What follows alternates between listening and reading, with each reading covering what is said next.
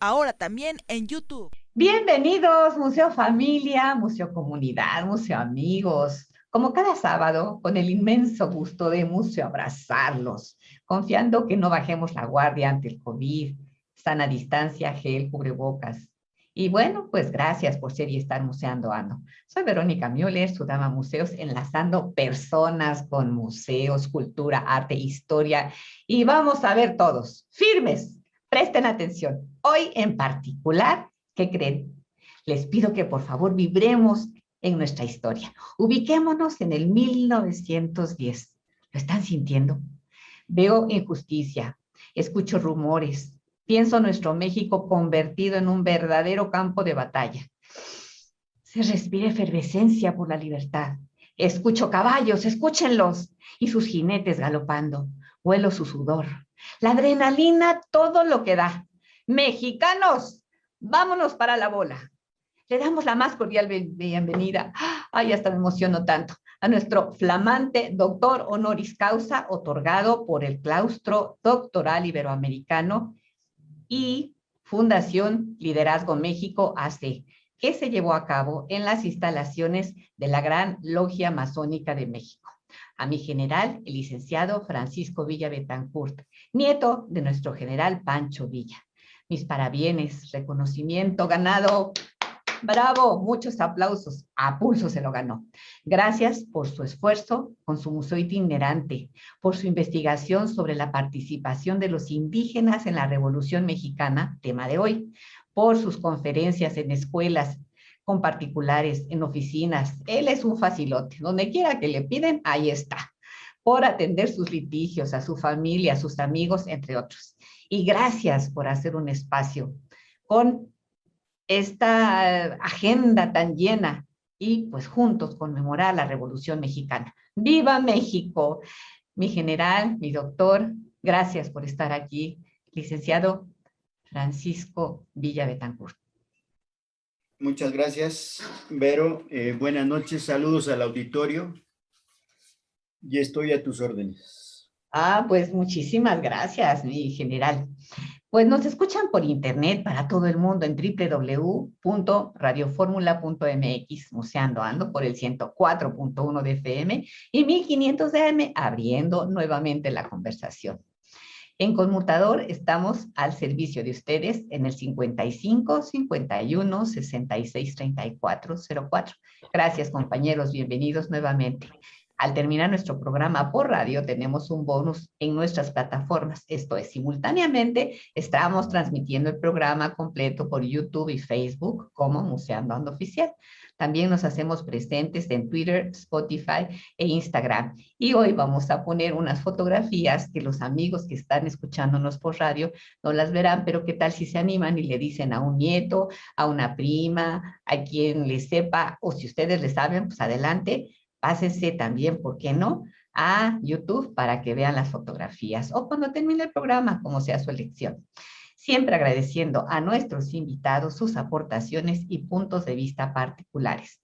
Agradecimientos, sí, mi general, a ZR Producciones, a Jesús Alberto Rodríguez y al ingeniero Frisly Ramón Ponce. En fórmula, los ingenieros Abel Arroyo, Marshall Sebastián, Miguel Ochoa, Ricardo Ruiz, así como a nuestros compañeros del conmutador. Muchos saludos a la abogada Cecilia Fernández, a todos los familiares y amigos de nuestro invitado, a los biólogos, maestro Armando Ruiz y maestra Celia López, al doctor César Ángeles y a la maestra Alicia Ángeles, a todos los parientes de los héroes de la Revolución, sí señor, y también pues a Teresa Cepeda y a todos los museoamigos, a los museo radioescuchas y seguidores de las redes sociales. Regresamos con más de Museando Ando para este extraordinario programa que pinta, como siempre, a todo lujo. ¡Viva México! Regresamos. Museoamigos, pues ya estamos aquí listos con mi doctor general Francisco Villa, licenciado Villa Betancourt. Y pues hoy precisamente le vamos a dedicar este programa a los indígenas en la Revolución Mexicana. Pues estamos todos listos para escucharte y para verte, mi querido doctor. Gracias. Bueno, pues hablar de los indígenas en la Revolución Mexicana hay que recordar que los pueblos tienen sus propios tiempos y gestas que festejar, en los que sus antepasados participaron enarbolando sus propias banderas. Hay varios pueblos, comunidades de indígenas que intervinieron en la Revolución Mexicana, las causas que los llevaron a tomar esa decisión y la manera en que lo hicieron. Pasamos a la que sigue, por favor. La presencia indígena, como se manifiesta ahí, fue fundamental porque en las luchas de la Revolución Mexicana, casi el 40% de los combatientes revolucionarios correspondían a este sector social, quienes con su participación querían mejorar su condición de vida. En el norte, los ejércitos revolucionarios tenían entre sus filas a muchos indígenas y también campesinos que querían ser parte del cambio que se avecinaba. Por favor, la siguiente. Aquí, como pueden ver, ustedes, queda de manifiesto que la presencia indígena en todos los aspectos que había era para cambiar un sistema, tener mejores condiciones de vida, cosa que no siempre lo lograron. Buscaron un mejor modo de vida para los suyos, ya sea por la paga, por salarios, por poder tener la mejor forma de conseguir para sus familias un sustento. En la época de Porfirio Díaz queda de manifiesto que el general Porfirio Díaz, el presidente, no atendía muchas de las necesidades de los indígenas. Mi general, ¿me permite? Y justamente en la foto que nos estás mostrando se ve a una mamá con sus 3 niñas y otra bebé en brazos, justamente descalzos, con una sonrisa que me llama mucho la atención en el sentido de que a pesar de todas sus estrecheces, tuvieron en ese momento simbólico de su vida permitir que las retrataran. Muchísimas gracias por estas extraordinarias fotografías, por este material. Y junto dice una ofrenda a Porfirio Boxley, que es la caricatura de Porfirio Díaz. Está ahí, ¿verdad? Y está bajo ya la tiranía y se supone Tlatuani, ¿verdad? Exacto. Gracias. Que es parte del mismo gobierno que está apoyando a Porfirio Díaz y olvidándose de las cuestiones indígenas. En la siguiente vamos a encontrar a un grupo de indígenas, en este caso son mujeres, pero sí conviene rescatar la mirada que tienen ellos de orgullo y esperanza por un México mejor, buscando, como bien lo dice ahí, una mejor vida que siempre le estuvieron buscando y no siempre la encontraron. Pero estoy hablando en sí de las mujeres como tal, porque en la fotografía que sigue vamos a ver que sí es muy marcada la diferencia entre hombres y mujeres, indígenas, campesinas, dentro de la Revolución Mexicana. Esta fotografía es estremecedora porque está una indígena muerta y se ve ahí que estuvo participando o no, no lo sé, pero habla por sí misma ver ese rictus ya de que está muerta y con todo el pecho lleno de sangre con su blusa, ¿no? Es una fotografía de una mujer en Mazatlán que muere dentro del movimiento revolucionario y estamos hablando de 1912.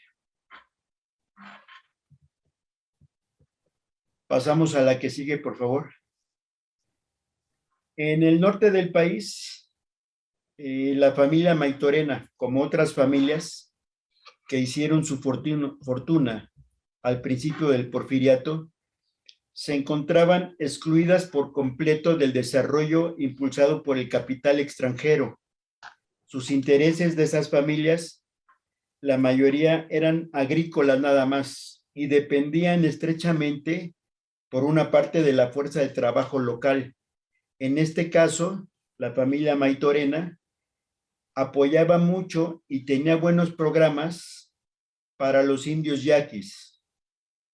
La débil capacidad de adaptación a la agricultura moderna y a la competencia impuesta más bien por los nuevos exploradores del sur, explica que estas familias perdieran su posición hegemónica. Maytorena decide alinearse cuando inicia el movimiento armado al lado de la oposición, para lo cual organiza un movimiento de restauración dentro de sus comunidades, dentro de sus haciendas, y él gozaba de buena reputación entre los yaquis, porque varias veces había sido él sancionado más bien por haber protegido a los indios yaquis por parte del gobierno.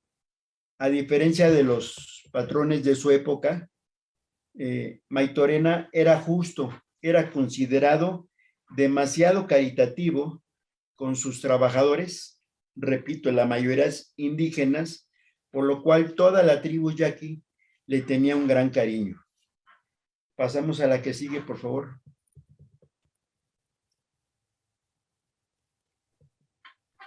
Aquí tenemos, por ejemplo, a Francisco y Madero, que muchas veces él buscaba el apoyo de todas las comunidades indígenas, campesinas, obreras, para tener una posición política y poder llegar a la presidencia.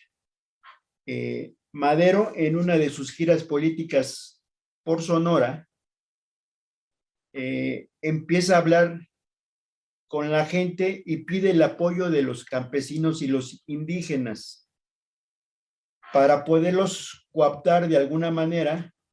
Madero se dirige a una de las zonas principales de los indios yaquis, que se llama Huiribis o Cruz de Piedra, y ahí empieza a hacer promesas de campaña.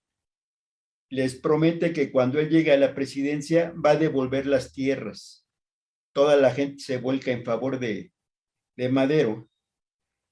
E incluso él firma un documento con los indios yaquis y se compromete a restituirles los terrenos que ellos alegaban eran de su propiedad. Pero después de que triunfa en la Revolución Madero, inesperadamente les da la vuelta, lo que hace que muchos de los indios yaquis se sientan traicionados por Madero. Incluso en sus promesas de campaña, los indios yaquis creían tanto en él que muchos de los indios que estaban en Arizona dejan territorio norteamericano para meterse a Sonora y apoyar a Madero. Pero, repito, Madero no les cumplió y eso origina después que se sientan defraudados. Perdón la interrupción, mi general. No, prefiero no hacer comentarios. Alguien que promete y no cumple, ¿cómo se le llama? Puntos suspensivos. La que sigue, por favor. Aquí tenemos los lugares que es Huiribis en Sonora y del otro lado Cruz de Piedra. Son las dos imágenes porque sí se sabe que Madero firmó el documento de su puño y letra, donde no se ponen de acuerdo muchos historiadores, es si fue en Huiribis o si fue en Cruz de Piedra. Pero las dos están en Sonora. Otro de los personajes de la revolución que lo tenemos en este caso es Álvaro Obregón. Hay que recordar que Álvaro Obregón era presidente municipal cuando empieza el movimiento armado de Guatabampo y apoya a Maytorena. Y lo primero que él hace es organizar un batallón de voluntarios compuesto en su mayor parte de agricultores mayos. Son 110 hombres y de ahí se va a Hermosillo. Por esa acción a Álvaro Obregón se le otorga el grado de teniente coronel del Batallón de Voluntarios de Guatabampo y Navajoa. Después, este batallón se convierte en el 4º Batallón Irregular de Sonora y su efectiva participación en la lucha contra, primero, en este caso, las cuestiones de Madero y después contra el orosquismo, le vale el grado Álvaro Obregón, posteriormente de coronel. Pasamos a la que sigue, por favor. Aquí tenemos una fotografía donde se ve el batallón de los indios mayos y los indios yaquis que fueron incorporados al ejército constitucionalista y combatieron con arcos y flechas. Pasamos a la que sigue.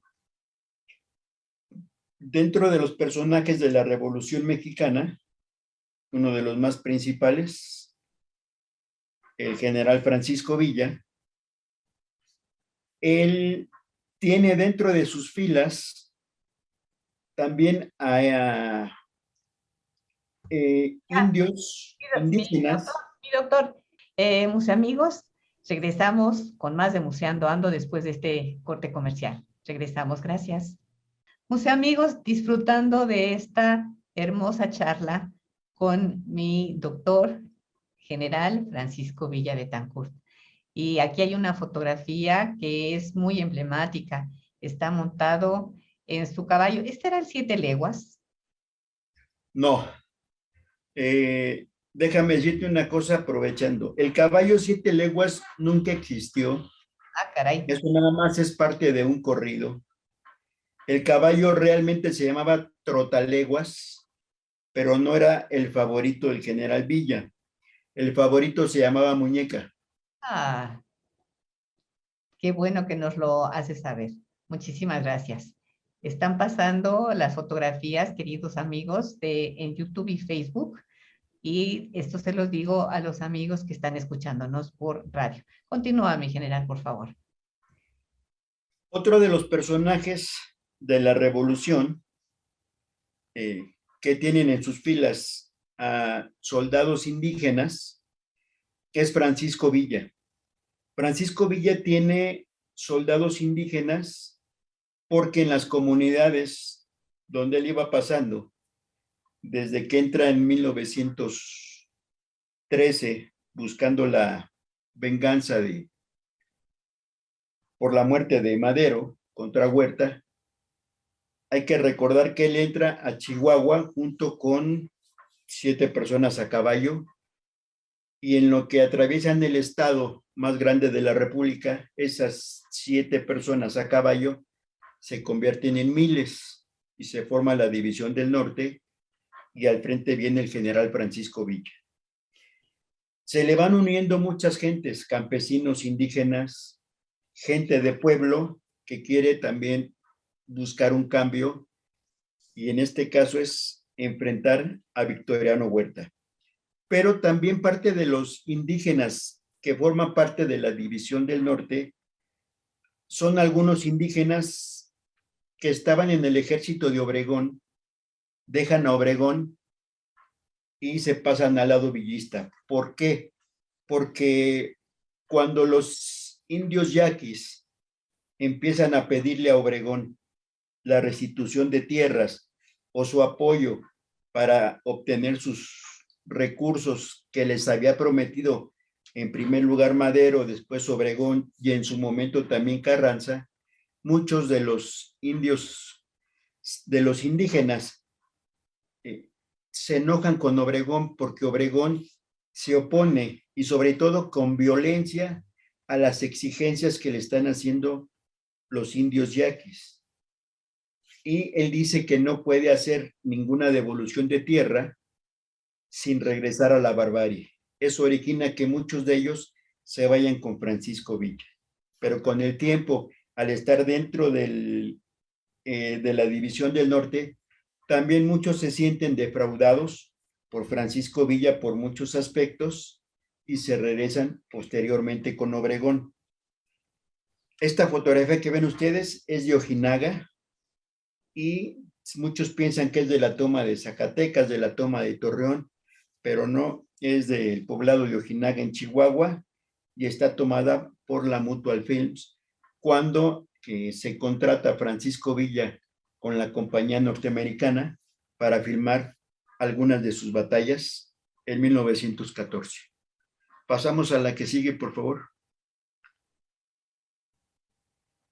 Para hablar de indígenas, también tenemos que hablar que cuando Villa ataca el poblado de Columbus en 1916, buscando a Samuel Raven, lo que él hace es atacar a la población fronteriza y posteriormente ya sabemos que viene la expedición punitiva a buscar a Francisco Villa. Dentro de la expedición punitiva también venían indígenas, en este caso eran apaches. La expedición traía a efectivos apaches porque servían de guías para atrapar a Francisco Villa.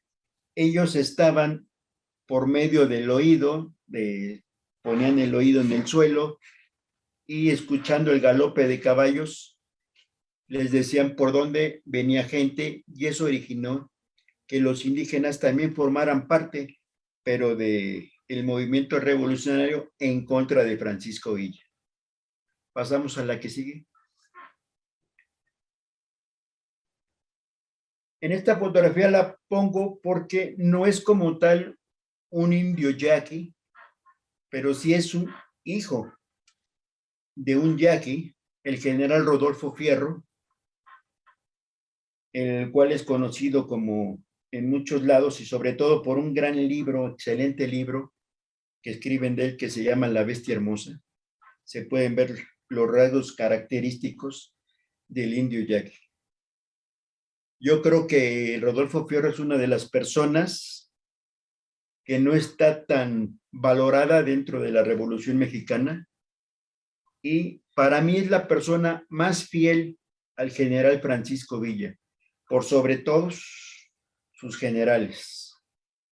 Lo pongo como indio yaqui porque él es hijo de un indio yaqui, de una mujer que hace el aseo en su casa, en una casa, se enamoran, tienen un hijo, que es Rodolfo, y el indio yaqui no quiere seguir con la mujer porque está embarazada. La mujer tiene el hijo, lo deja en la casa donde está trabajando y se va a seguir a su hombre. La familia donde estaba trabajando la señora es la familia Fierro, acoge al personaje y lo demás ya es historia. Pasamos a la que sigue, por favor. General, me llama mucho la atención que siempre guardan el porte con el uniforme. Lo usan con tanta gallardía. Eso no ir de fodongo a luchar. Se ponía impecable, ¿verdad? Tu abuelo. Mi abuelo sí, no por ser mi abuelo, pero también muchas veces vestía de manera desgarbada. Ya hay muchas fotografías así donde está mal vestido. Pero, por ejemplo, Rodolfo Fierro, en ninguna fotografía está mal vestido. Rodolfo Fierro fue una persona que tuvo preparación, tuvo escuela, tuvo trabajos con el gobierno, pero siempre aprendió a vestirse de manera impecable. Siempre, siempre. Gracias. Otro de los personajes, que en este caso es el general Emiliano Zapata, que es comandante del Ejército Libertador del Sur. Todos sabemos que cuando él se dirige a los ejércitos revolucionarios reunidos el 27 de noviembre de 1911, les dice que si no tienen miedo, pasen y firmen el plan de Ayala. Aquí tenemos un gran dibujo que está en Morelos, donde está Zapata pasando en los documentos a las personas que están ahí, son parte del ejército y sobre todo están los indígenas. Entre los que pusieron su firma y avanzaron hacia la concurrencia en la mesa para estamparlo, se encontraban 4 mixtecos. El general Jesús Morales, que era originario del municipio de Petlalcingo, conocido entre sus gentes como el Tuerto Morales, porque le faltaba un ojo que perdió de niño en una riña callejera. Estaba el capitán Francisco Mendoza, otro indígena del pueblo Organal en Chietla. Estaba Catarino Mendoza y Amador Acevedo, indígenas de Huachinantla, todos ellos del estado de Puebla. Los indígenas, dentro del lado zapatista, le dieron mayor importancia y sobre todo el ser indígenas de varios lados, le dieron a la gente la seguridad de que el plan de Ayala no solo era una cosa local de Morelos, sino al integrarse los campesinos y estampar su firma de diferentes estados, le dio otra importancia al plan de Ayala. Pasamos a la que sigue, por favor. Aquí tenemos a los indios mayos en la actualidad y como lo decía hace rato, se levantaron, lucharon por una mejor distribución de tierra y sobre todo tener un México para ellos que les era prometido, pero que no acababan de cumplirles. Ellos de entrada no querían estar sometidos a ninguna gente y sobre todo en sus propios pueblos. En este caso, los terratenientes que los tenían aprisionados al trabajar en el campo y sobre todo obligándolos a trabajar y cumplir para hacer los pagos en las ya conocidas tiendas de raya. Otros de los indígenas que estuvieron dentro del movimiento armado fueron los indios Pimas. Los hacendados tenían grandes extensiones de tierra, estamos hablando generalmente en el norte, y explotaban a todos los indígenas, cuales fueran. En este caso a los Pimas, eran explotados porque los hacían trabajar largas jornadas de trabajo, casi de sol a sol. A veces hacían trabajos, aparte de tener muy bajo salario, también hacía que los indios Pimas se sintieran defraudados, porque Mira, en algún momento, ¿perdón? en algún momento nos quedamos porque vamos a un corte comercial. Muchísimas gracias. Ok. Gracias. Regresamos, Museo Amigos. Museo Amigos, estamos de regreso con ustedes, disfrutando de esta deliciosa charla con el doctor Francisco Villa Betancourt, que nos está platicando sobre todo pues, la importancia de los indígenas en la revolución. Continuamos, mi general. Gracias. No, me resta decir algo de los indios Pimas, es que dentro de las comunidades indígenas, los indios Pimas, como lo vemos en las fotografías, siempre estaban bien vestidos, a diferencia de otros indígenas, y sí hubo gentes dentro de la comunidad que eran nombrados profesores, que eran nombrados dirigentes de sus propias comunidades. Pasamos a la que sigue, por favor.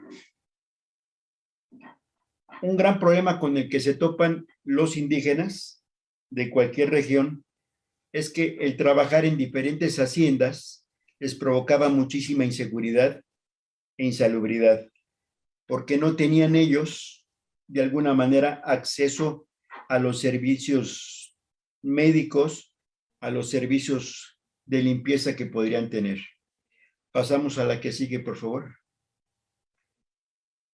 Otro de los personajes dentro de la revolución fue Venustiano Carranza, que también llega con los indios yaquis, los indios mayos, a proponerles que se unan también a su causa y que él sí va a hacer la devolución de tierra.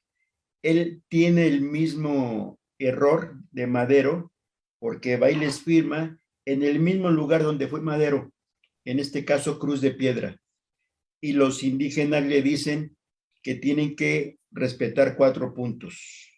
En este caso es la evacuación de los indios yoris en sus territorios, porque son indios que se llegaron, se metieron a sus tierras y se pusieron a trabajarlas. La autonomía del gobierno de los propios indios yaquis, la recuperación del conjunto de tierras y, como 4º punto, la reivindicación en Cruz de Piedra, es decir, que no fueran otra vez a proponerles cosas que no iban a cumplir. Carranza no les hace caso. Pasamos a la que sigue. Aquí tenemos una foto del batallón de indios, de los indios mayas que se formaron y estuvieron en el ejército constitucionalista, y los vemos con sus arcos y sus flechas. Pasamos a la que sigue, por favor. Estos son los indios yoris que se apropian de las tierras, pero sí se ponen a trabajarlas. Y los indios yaquis querían que se salieran de sus tierras para poderlas trabajar ellos. Pasamos a la que sigue, por favor. Más al sur están los mixtecos y la cercanía de ellos con el ejército zapatista hace que se sientan identificados porque también son indígenas, pero después se desilusionan, primero por el incumplimiento del Plan de San Luis por parte de Madero, se desilusionan también por lo que Obregón en su momento no hace y también por lo que hace Venustiano Carranza. Nadie les va a restituir a ellos sus tierras. Pasamos a la que sigue, por favor. Aquí tenemos 2 imágenes de orgullo y valentía de 2 indígenas diferentes. Estamos hablando de indios apaches y de indios mayos. Pasamos a la que sigue, por favor. Esta es una fotografía actual, pero son parte de la región mixteca, donde hasta la fecha siguen viviendo con los ideales zapatistas, aunque no se les cumplió, pero están presentes.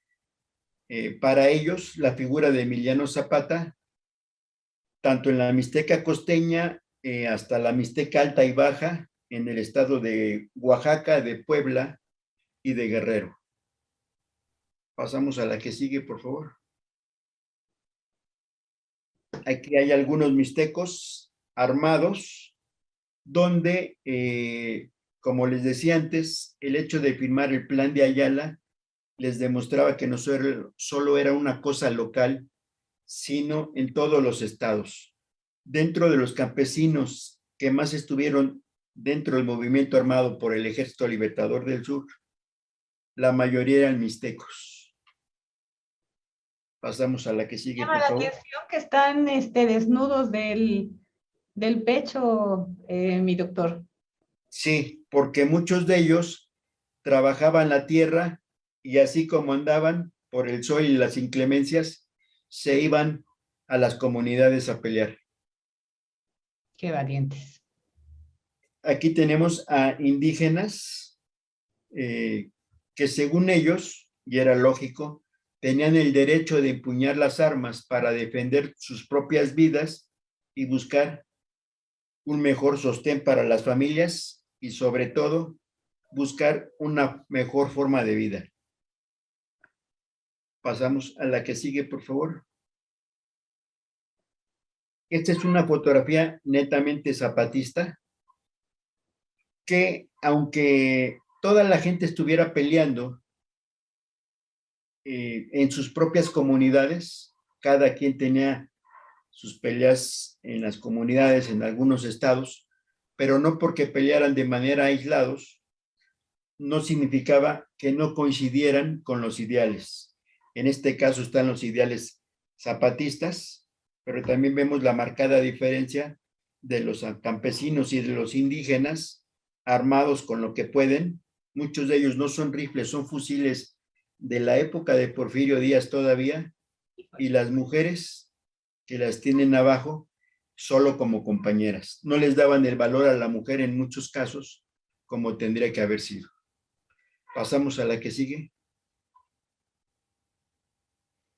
Hay que recordar que desde que hablamos, por ejemplo, de Maytorena, muchos de los problemas que había en cuestión campesina o indígena eran las restituciones de tierra, es decir, todos los problemas eran agrarios netamente. Eso origina que mucha gente se levante en diferentes facciones y entren al conflicto armado buscando la solución a sus problemas, en este caso agrarios, que era lo que más importaba. Pasamos a la que sigue. Dentro de los movimientos que había, también hubo, porque no tenían ningún revolucionario, independiendo de las facciones que fueran, ni campesinos ni indígenas tuvieron accesos a los beneficios que podrían tener las condiciones médicas y de salud. La revolución vino a cambiar eso. Ya podían, después del movimiento armado, poder llegar a un hospital, o incluso dentro de la brigada del general Francisco Villa, en las brigadas de la División del Norte, cada brigada tenía su propio hospital. Después Obregón tuvo lo mismo en sus brigadas, y también Pablo González. Se buscaron mejores condiciones médicas y de salud. Pasamos a la que sigue, por favor. Aquí tenemos comunidades actuales, en este caso son de Oaxaca, y muchos de ellos aún portan los rifles para defender sus propias tierras, para que nadie llegue con promesas vacías, obviamente ni siquiera el gobierno, ni hacendados que se quieran expandir, y van a empezar a defender sus propias tierras. Pasamos a la que sigue, por favor. Ella está descalza en esa foto. Las mujeres sí. Qué horror. Tienen guaraches, pero son guaraches delgados. Es igual que nada. Sí, prácticamente. Pero sí los tienen para las inclemencias, sobre todo del piso. La mayor parte de las tierras en muchas comunidades seguía siendo comunal, y aunque existían grandes haciendas, provocaban que el impacto económico de las haciendas, división en todas las comunidades pequeñas.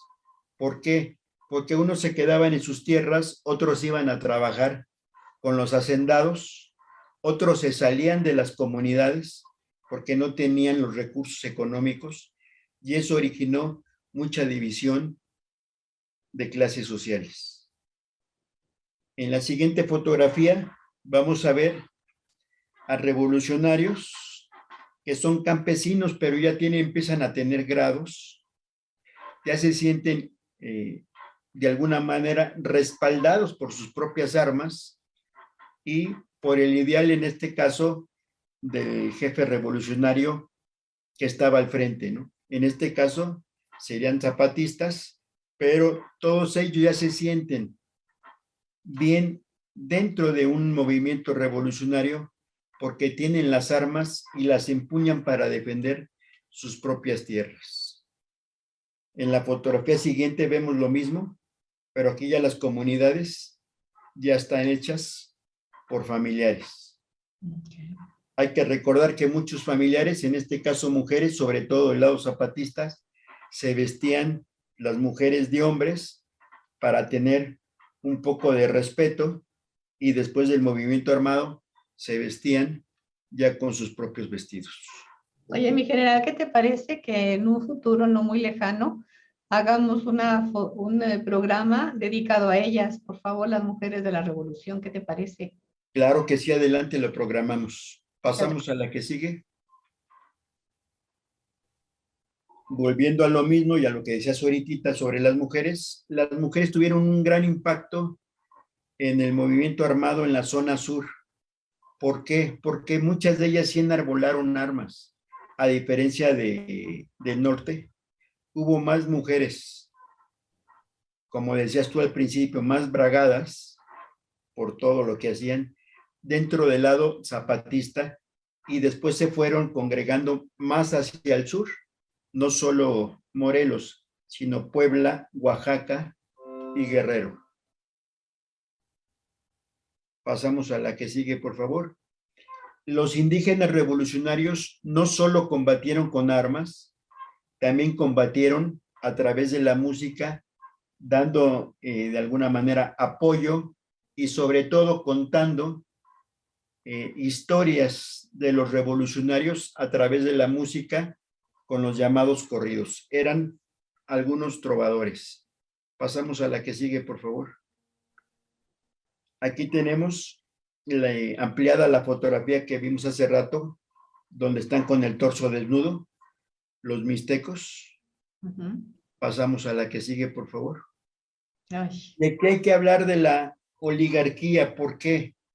Porque era el sector social que imponía, de alguna manera, trataba de tener orden en varios sectores populares.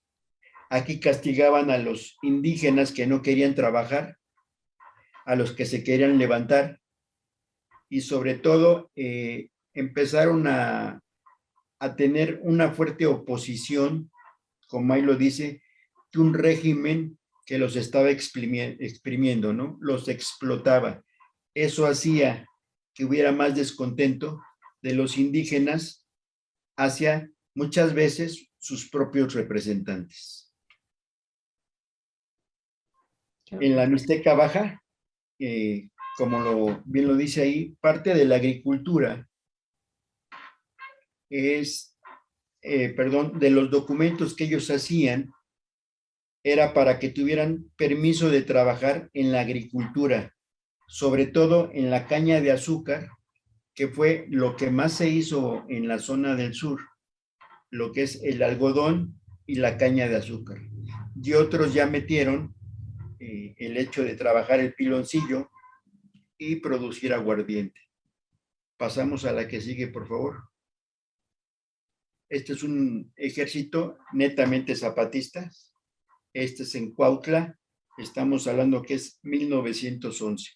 Y están esperando las órdenes del general Emiliano Zapata para meterse al conflicto armado. La siguiente fotografía es una fotografía preciosísima, por lo menos para mí, la marcada diferencia hacia la mujer. La mujer muchas veces para entrar las niñas a las escuelas, en las comunidades rurales, las tenían que expulgar. Y aquí podemos ver a la niña pequeña que está siendo expulgada por la segunda, que a su vez está siendo expulgada por la tercera, y a su vez siendo expulgada por la cuarta. Y así se iban y podían tener ya acceso muchas veces a las escuelas, porque los maestros, aún siendo de las comunidades, las llamaban piojosas, pulgosas, y no las dejaba entrar si veían a una niña que se estuviera rascando. Dentro de los indígenas principales de la parte del sur está Catlán, que estamos hablando del estado de Puebla, y ahí existían 21 ranchos dedicados a la cría de cabras que las mataban en Tehuacán, Puebla. De ahí les extraían la grasa, la carne y el cuero.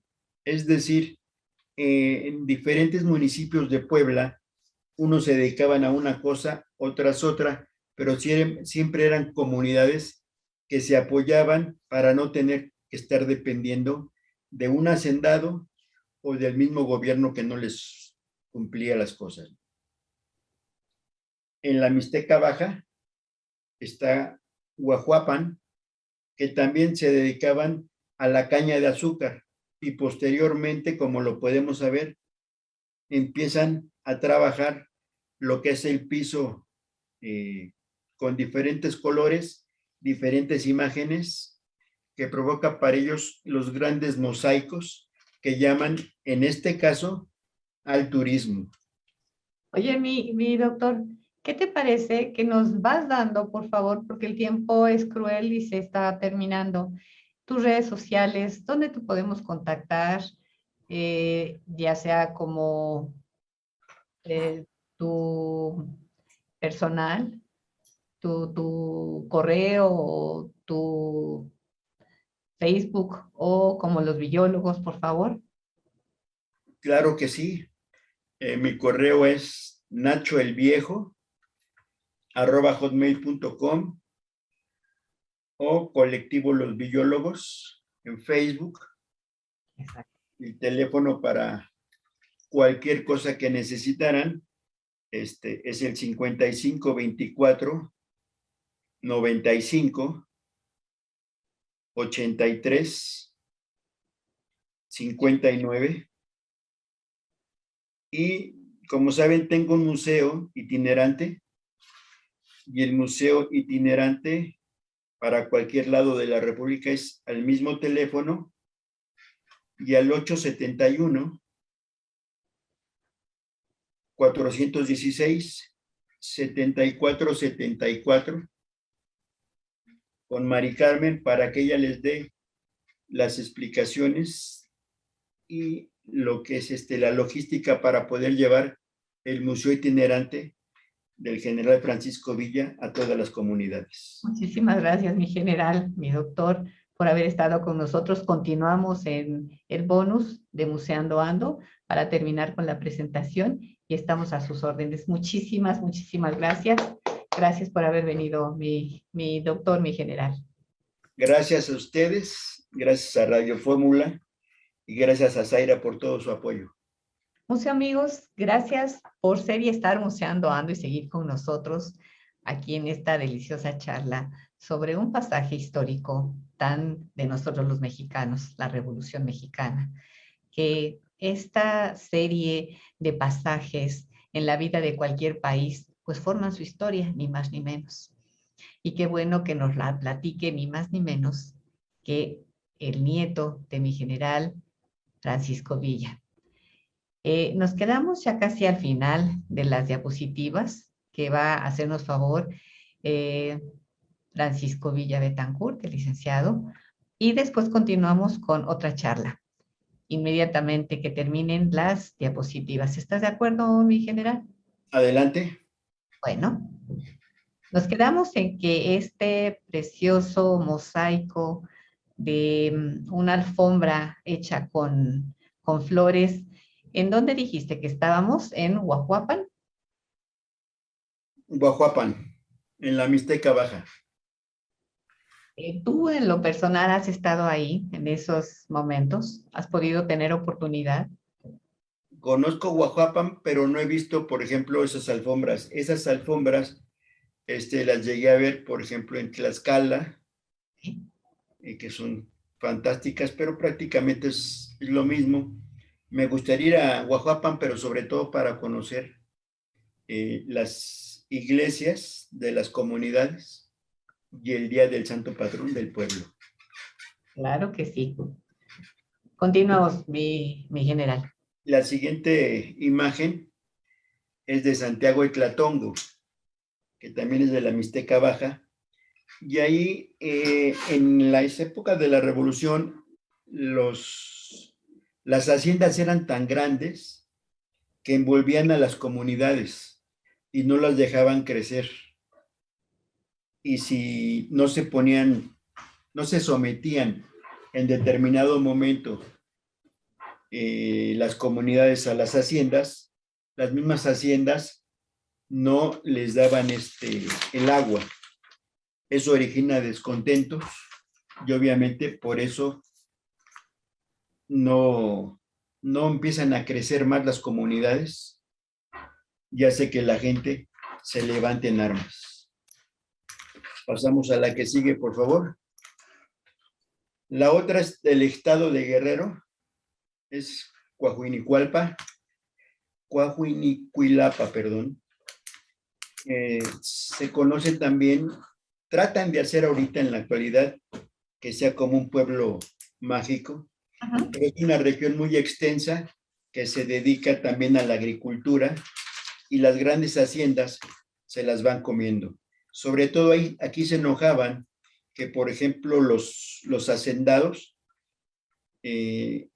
con los indígenas de aquí, porque para trabajar su tierra, lo que hacían era primero quemar los campos para después empezar a sembrar ellos. Eso, las haciendas se enojaban porque tenían miedo que les quemaran sus propios campos, ¿no?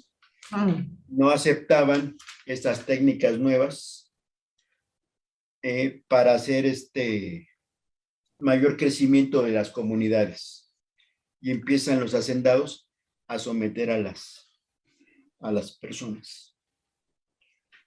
Y ya para terminar con las fotografías, esta fotografía a mí me gusta mucho y con esto trato de demostrar, en la que sigue, por favor, que lo cierto es que durante este movimiento la participación de las comunidades indígenas fue decisiva para todas las regiones donde ellos habitaban, al brindar apoyo a los líderes revolucionarios que con el tiempo y en algunos casos les dieron la espalda.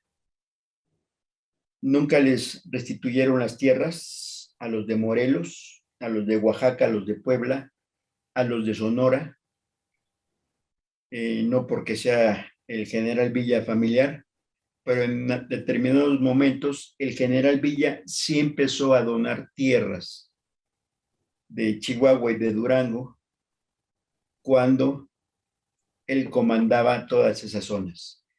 En algunas partes de Zacatecas también llegó a dar tierras que con el tiempo el mismo gobierno se las quitó, pero eso ya era parte de otra historia. Esta fotografía era de un guía de Álvaro Obregón. Lo vemos bien armado y muchos indígenas traían en su sombrero la fotografía, ya sea del santo al que le rezaban o de la mujer amada, como en este caso. Hay que recordar que, por ejemplo, Francisco Villa, en uno de los sombreros que él tenía una foto de una de sus esposas, Luz Corral. Con esto quiero darle las gracias a ustedes por permitirme hablar de algunos de los tantos indígenas que lucharon dentro de la Revolución Mexicana buscando un mejor lugar donde vivir. Muchas gracias. Mis amigos, esta ha sido una extraordinaria presentación para nosotros los que tenemos la dicha de tener una computadora y redes sociales para verla. Y yo te estoy muy agradecido, mi general. Todas estas fotografías, cada una tiene una historia que contarnos, que venturosamente tú la resumes en una charla tan que fluye. Pero si nos ponemos a verlas detenidamente, nos simbran saber que México y el resto del mundo luchará siempre por la libertad. En las últimas diapositivas que pusiste y ver eso que decía, las haciendas grandes les quitaban el agua a los indígenas. Te voy a hacer una pregunta que no sé si alguna vez te la hayan hecho y asumo mi responsabilidad al preguntártela. No va a ser nada incómodo, pero tú como abogado tienes que también tener la habilidad de ver el perfil de la persona. ¿A qué me refiero concretamente con esto? Si estaban originalmente todos los indios, como se les nombra, que a mí esa palabrita no me acaba de cuadrar, pero bueno, no es el tema aquí. El tema es, si estaban ahí, ¿qué llegaban ellos? Los que después se volvieron hacendados. Con permisito, y asentaban sus reales, o cómo. Y después, ¿cómo jalaban a la gente para ponerles dentro de su propio espacio estas muros, estas vallas? A ver, explícame esto, mi general, porque no entiendo esa invasión, que es una invasión brutal. Muchas veces, y esto es a través de toda la historia, y se siguen haciendo las cosas, el pez grande se come al chico. En este caso, las grandes haciendas se comían a las pequeñas comunidades porque las obligaban a trabajar para ellos, en primer lugar, y después les quitaban sus propios recursos. Hacían los hacendados de diferentes marcaciones que se metían con la tierra de los demás y como eran gente de dinero, se aprovechaban de eso para que el gobierno les cediera esas partes o manejara nuevos terrenos, nuevas colindancias para apropiarse de las comunidades pequeñas. Muchas comunidades desaparecieron en época de la revolución y se fueron yendo a otras diferentes comunidades, como lo vimos ahorita, los indios Yoris trabajando en la tierra de los indios Yaqui. Ah, sí, sí, sí, sí, porque entre hermanos también, de la misma raza, a eso me refiero, tienen sus diferencias, pues vienen unos extraños, y estos también que eran extranjeros, mexicanos, michi michi, o ¿cómo? Estos rateros, perdón, pero no les puedo llamar de otra forma. La mayoría eran mexicanos, sí hubo hacendados norteamericanos, sobre todo, algunos europeos, pero la mayoría son mexicanos que la misma comunidad, a veces mediante votos, lo que tú quieras, los nombraban representantes de ellos mismos y tenían la firme idea de sí apoyar a los indígenas o campesinos. Pero cuando llega otra persona con dinero y los convence de que van a recibir más si traicionan a su propia comunidad, mucha gente es corrompida en ese sentido y apoyan a la gente de grandes ingresos. Eso lo seguimos viendo todavía ahorita y no en comunidades. Sí, porque estoy hilvanando en mi cerebro todo lo que nos hiciste favor de platicarnos. Entonces, por eso fue la primera pregunta, ¿cómo era la invasión? No se le llama de otra forma. Y después, ya que sentaban sus reales, los obligaban, como bien lo acabas de decir, a trabajar. Inclusive en una de las diapositivas que pusiste en esta fotografía, en donde están con las manos atadas en un árbol, en alguna ocasión comentaste que hasta llegaban a cortarles la mano, ¿verdad? Si no obedecían, para que no se alebrestaran y quisieran protestar, para meterles miedo, ¿no? Sí, era una forma de dejar un ejemplo. Si a alguien le faltaba la mano, la oreja, lo que fuera, sabían que había sido por estar en contra del mismo gobierno. Y obviamente la gente ya no quería eso, entonces mejor se alineaban y se dejaban, sobre todo, pues que pasaran encima de ellos, ¿no? Claro. Oye, mi general, ¿y el derecho de pernada, a cuándo empezó esta estupidez? No tengo idea cuándo empezó el derecho de pernada. Es el derecho que tienen los dueños de las haciendas por sobre las mujeres. Quiero pensar que eso existió desde época de la colonia. Okay. No tengo el dato real, pero yo pensé que era una situación que se había acabado en la revolución, pero me ha tocado ver, sobre todo en las regiones de Durango, que muchas veces hacen eso todavía. E incluso, por lo que estaba viendo hace cosa de un mes, también en Oaxaca o en Guerrero pasó una cosa similar, donde se aprovechan de la niña y para que no estén los padres haciendo más escándalos, les dan dinero o les prometen casar con ellas, ¿no? Hace Lo cual no es poquito, cierto, ¿verdad? Lo cual no es cierto, obviamente. no, para nada, ¿no? Ujú. Hace un mes fue una noticia muy escandalosa y muy tonta la respuesta por parte del gobierno, pero el hecho de que a una niña le den dinero, supuestamente, bueno, no a la niña, sino a los papás para que la niña se case con un señor grande, y ya que la familia acepta con el dinero, ya usan a la muchacha. Ya el papá del marido, del flamante marido, también hace uso de la muchacha, de la niña, y la niña opta por escaparse años después de su propia casa, que le había puesto el marido, donde la podían usar quien quisiera y cuantas veces quisieran. Este es un fenómeno que lo he visto en otros tiempos y en otras culturas. Hubo una película que se llamó Agua de la India, en donde justamente, seguro la habrás visto tú y alguno de los amigos que nos estén escuchando, en donde hacen eso, como son muchos en la India, a las niñas chicas las casan con los ancianos de 60, 70 y 80 años y quedan viudas y las hacinan en un lugar en donde ahí van a vivir, las rapan y les dan de comer las sobras de lo que la gente generosamente les allega como alimento. No voy a describir esta película porque no es el tema, pero me lo estás diciendo y entonces estoy viendo que justamente reafirmando más que viendo que en todas partes del mundo siempre habrá la gente abusiva, la gente comodina, la gente doble cara, doble moral. Esto ha sido parte de la historia de la humanidad, ¿no, mi doctor? Claro que sí. Y por ejemplo, hablando aquí de México, se escudan diciendo que estos son usos y costumbres.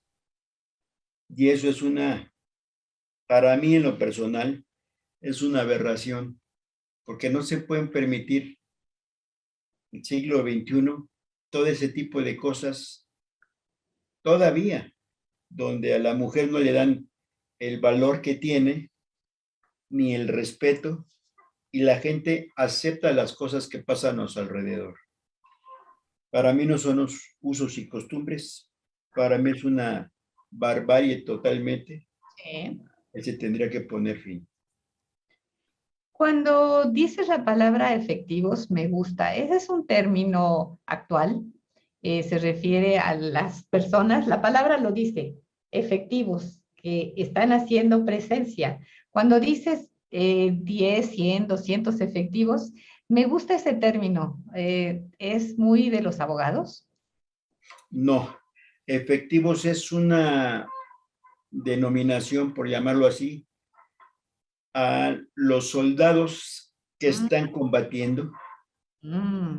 que están en ese momento formando parte del mismo ejército o diferente facción revolucionaria en este momento. Pero la situación son los efectivos, son los que realmente están formando parte de un ejército. Muchas gracias por aclararme esto. Y también veo que estuvieron varios grupos de indígenas. Los Yoris dijiste, los Weribis, los Mayos, son los que estaban más al norte, pero no muy al norte, ¿verdad?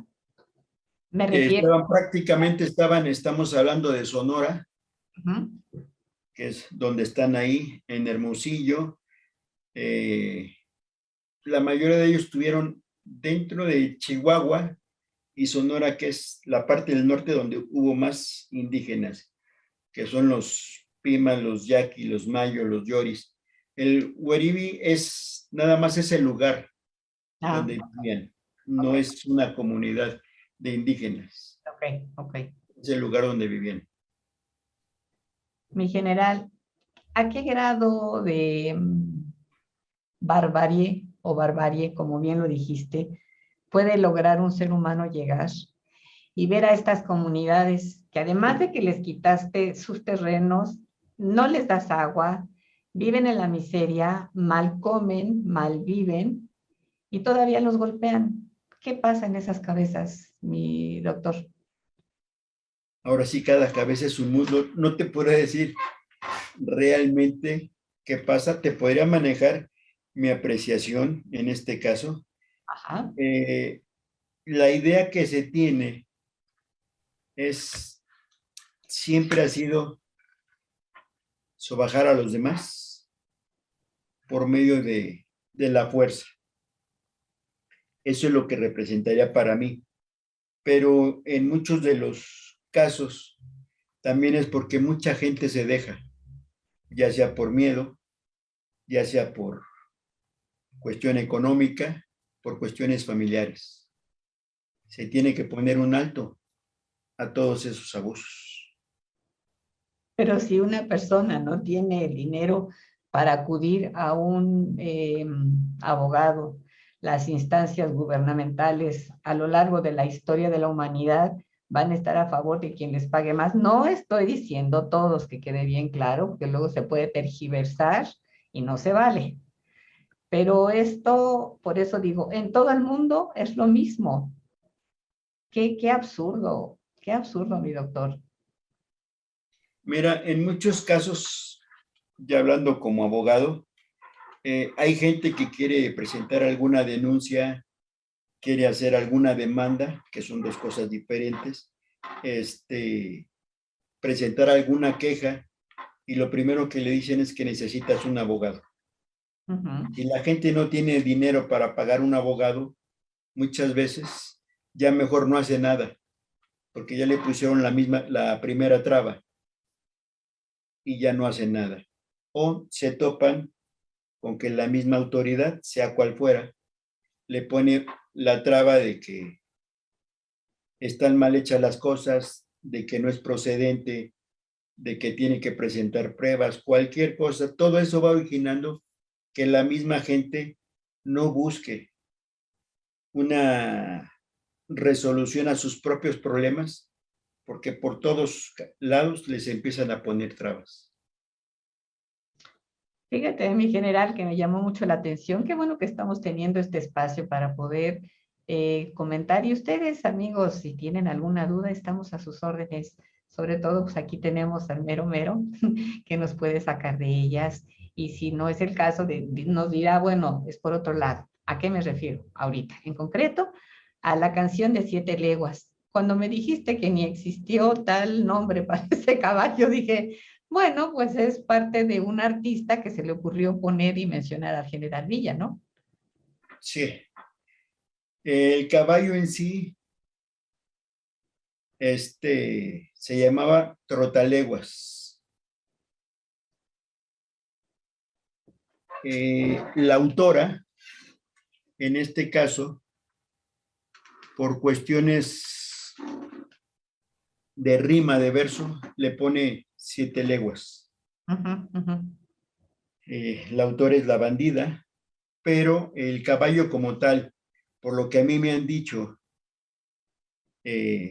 personajes que estuvieron con mi abuelo en la revolución, sí me decían que el caballo como 7 leguas nunca existió, era Trotaleguas. Y el caballo favorito de Francisco Villa, por lo que me dicen también, era la muñeca. Ese es el... Debió haber tenido varios caballos, ¿no, mi doctor? Sí, no, tuvo muchos caballos.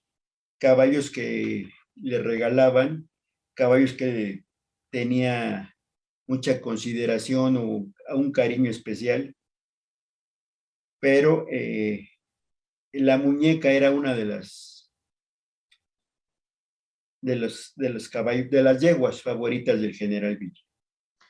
Me encantó cuando dijiste con toda la sinceridad de cuando los indios estaban con mi general Villa, estaban esperando una resolución hacia lo que ellos necesitaban, de decirles si se les iba a restaurar o no el derecho a ser dueños de lo que eran ellos, y se fueron otra vez con Obregón. Mi pregunta va por aquí.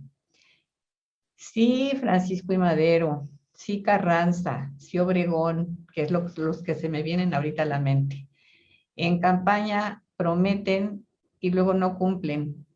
¿Por qué, mi general? Es una pregunta a lo mejor estúpida, pero tú como abogado, ¿qué le ves ahí? Como psicólogo que te vuelves por el trabajo que tú tienes, porque si no tuvieras esa sensibilidad, pues tú sabes ponerle un alto a la persona que tú sabes que te va mintiendo, porque si no, entonces no se trata de permitir que nos hagan daño. Tenemos que poner un alto a las personas que son abusivas, convenencieras. También lo digo como un paréntesis, en el Museo de la Revolución, te voy a hablar de hace más de 20 años, 25. Hubo una obra que hicieron los mismos empleados porque nunca tuvieron dinero para pagar actores, que se llamó La Silla Embrujada. Y está tan finamente hecha, no recuerdo ahorita el autor, que yo he estado buscando la manera de que se vuelva a poner porque te deja mucha enseñanza, te hace pensar.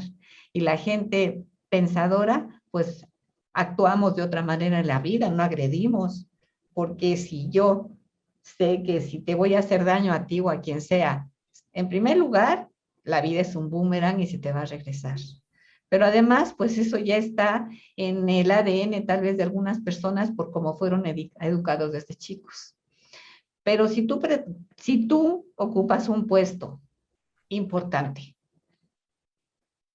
ofreces algo y no lo cumples, ¿cómo se le llama? ¿Eso que dice la Constitución o se vale o cómo es esto? Si uno promete algo, pues está obligado a cumplirlo, ¿no?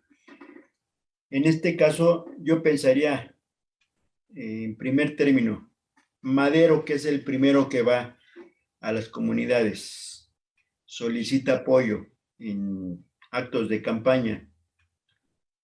La gente quiere un cambio y ve algo que en él que sí los motiva y los hace creer. Uh-huh. Por eso aceptan, por la necesidad que tienen, aceptan ayudar a la persona y están obligados en actos de campaña a cumplir. Pero Madero, yo pienso que si era la intención de él de restituir las tierras que le estaban pidiendo, pero de repente se lo piden en todo el país y es atacar intereses que va en contra de la misma oligarquía, por decir algo, y entonces ya no puede cumplir, nada más se queda en simples promesas. Entonces, para eso, ¿por qué no se habla y se dice, a ver, vámonos por orden? Estamos hablando de Francisco y Madero, ¿estamos? Ok. Y tú acabas de tocar un punto que yo no lo había contemplado en este momento al hacerte la pregunta. Si todo México está diciendo las personas que les fueron quitados sus tierras, a ver, ¿qué pasa? Se dice, no puedo hacerlo ahorita de todos, vámonos de uno en uno. ¿Qué es? ¿Es muy difícil? ¿O no es correcto abrirse uno con la gente? O mi ignorancia es mucha, pero pues tu sabiduría es mayor. No me cultives tanto, pero sí, no es tanto eso, pero lo que pasa es que mucha gente no está queriendo cumplir también porque tienen compromisos anteriores y eso va a hacer que la gente, por mucho que quiera, no va a poder hacer las cosas. Perdón que me esté atravesando, pero que se me está acabando la batería ya. Gracias. Perdón, no es tanto eso, pero como te decía hace ratito, cada cabeza es un mundo. Yo tengo una apreciación, pero no siempre va a ser la más correcta. Sí, claro, claro. Siempre va a haber reales o gente, obviamente, con mayor conocimiento, pero lo que yo pensaría es que la gente muchas veces no cumple porque tiene compromisos adquiridos o porque no quiere gastar el tiempo, sobre todo, en algo estéril que nunca va a poderse hacer.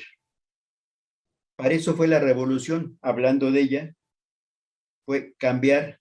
Todo empezó con un sueño de alguien y se empezó a hacer hasta que se llegó a hacer ese movimiento, ¿no?